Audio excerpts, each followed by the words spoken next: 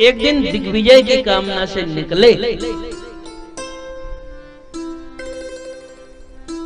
जब भ्रमण कर रहे थे तो उनको एक दृश्य दिखाई पड़ा। दृश्य क्या है कि एक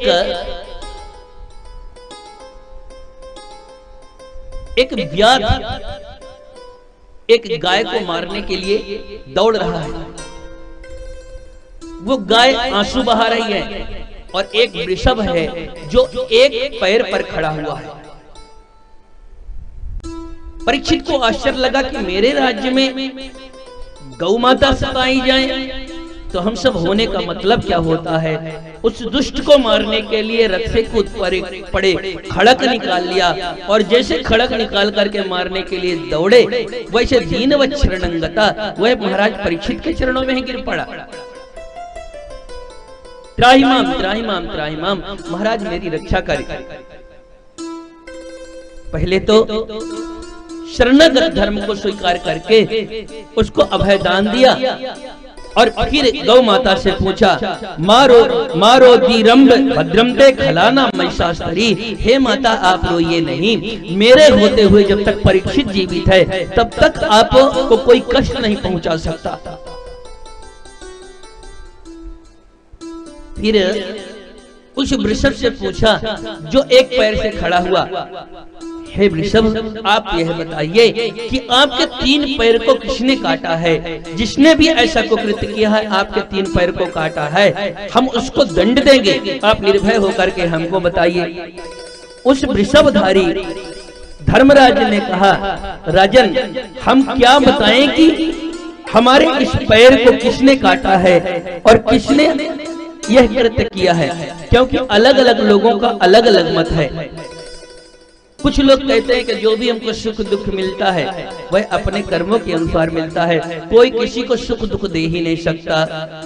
अरे काहू न को सुख दुख कर दाता, काहू न को सुख दुख कर दाता, निज कृत करम भोग सब भ्राता, निज कृत करम भोग सब भ्राता।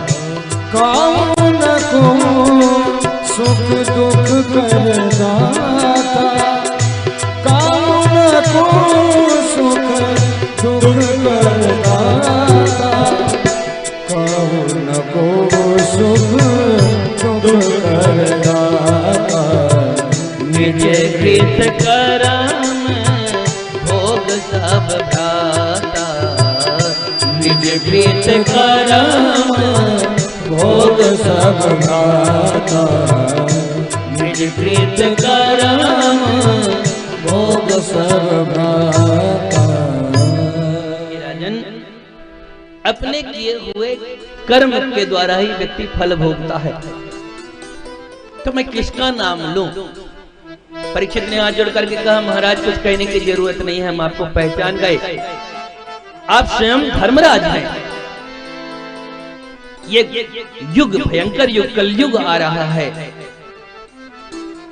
आपके 3 पैर कट चुके हैं, तप सोच दया 3 पैर आपके काटे जा चुके हैं। अब इस कलयुग में एक ही अंग बचा हुआ, जेन केन विद कीन्हे दान करे कल्याण।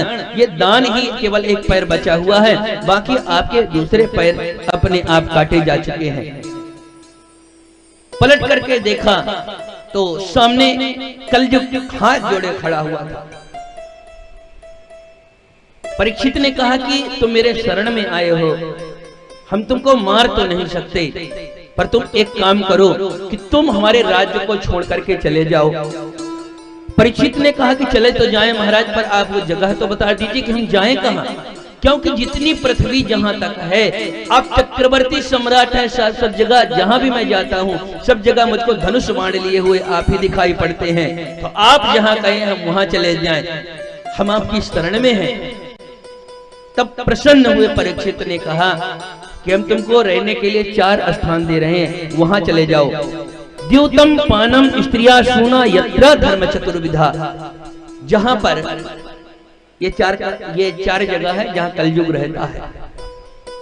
जहाँ पर जुआ खेला जाता है, युद्ध क्रीड़ा होती है, वहां पर कलयुग का निवास होता है। जहां पर मदिरा पान होता है वहां पर कलयुग का वास होता है। जहां पर वेश्यावृत्ति होती है वहां पर कलयुग का वास होता है। और जहां पर हिंसा होती है, किसी का कत्ल मर्डर होता है, चोरी होती है, जहां पर वहां पर कलयुग का वास होता है। कलयुग ने कहा महाराज जगह तो आपने दिया पर सारे तो खंडहर आपने दे दिया पूरा पूरा, कोई सज्जन व्यक्ति तो कहीं पर आता नहीं, तो आप कम से कम एक जगह तो ऐसा दे दीजिए कि कोई अगर मेहमान आ जाए तो अच्छा कुछ बैठाने के लिए तो दे दे, कोई जगह मिल जाए। तो प्रसन्न हुए परीक्षित ने पुनश्च याचमानाय जात रूप मदात प्रभु। प्रसन्न हुए परीक्षित ने कलयुग को सोने में वास दे दिया। अब माताओं बहनों को सोना पहनने का बड़ा शौक होता है। अब सोना पहनते भी हैं, तो पहले तो कलयुग में सोने का वास दे दिया, पर श्रीमद् भागवत महापुराण के ही 11वें स्कंद के 16वां अध्याय के 18वें श्लोक में भागवत में ही कहा धातु नाम मस्मि कांचनम, धातुओं में मैं सोना हूं। भगवान ने कहा कि जितनी भी धातुएं हैं उनमें सोना मैं हूं। तब तो बड़ा भ्रम उत्पन्न हो गया कि भगवान अगर सोना है, भगवान का एक नाम भी हिरण्यगर्भ है। हिरण्यगर्भा संवर्तताग्रे भूतस्य जाता पतिरे काशित। सब परमात्मा हिरण्यमय न पात्रेण सत्यापिहते, वह परमात्मा हिरण्यमय है। तो अब ये सोच लो कि अब ये मन में विचार करो कि हमने जो भी सोना पहन करके रखा है उसमें कलयुग का वास है कि भगवान का वास है, क्योंकि भगवान का स्वरूप भी धातुओं में स्वर्णमय है और परीक्षित ने कलयुग का वास भी स्वर्ण में दिया हुआ है। तो यह कैसे तय हो कि हम जो सोना पहन के रखे इसमें कलयुग का वास है या कि भगवान का वास है?